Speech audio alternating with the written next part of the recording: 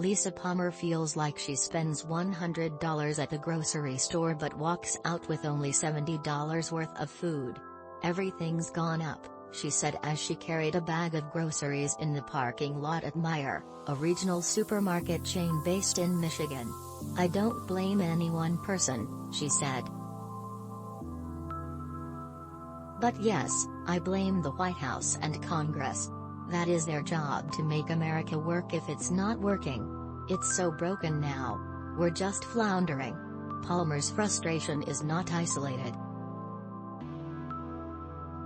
In poll after poll, voters seem frustrated with the general state of the country, a mix of being rattled by a pandemic that refuses to end and rising prices not seen in decades.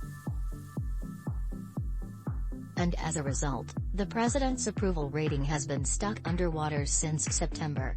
"Voters have been in a really ornery mood," said Lanae Erickson, senior vice president at the centrist Democratic think tank Third Way.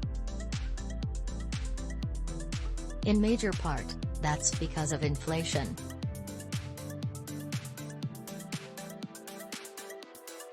On Tuesday, the Labor Department reported that consumer prices had jumped 8.5% compared to a year ago, the steepest climb since 1981.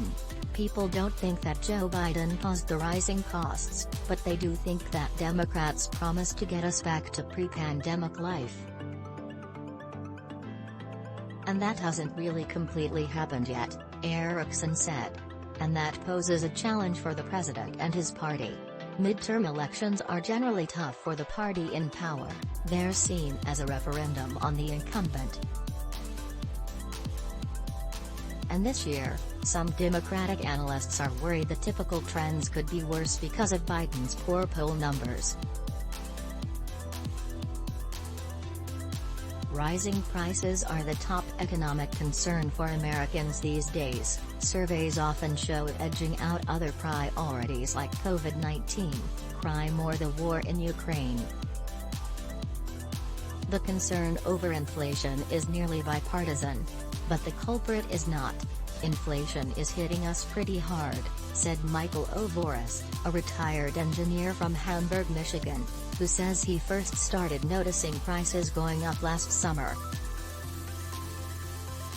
"But what can you expect with the COVID epidemic, where the economy stopped to like zero? It's one big mess. And it's going to take time to get through."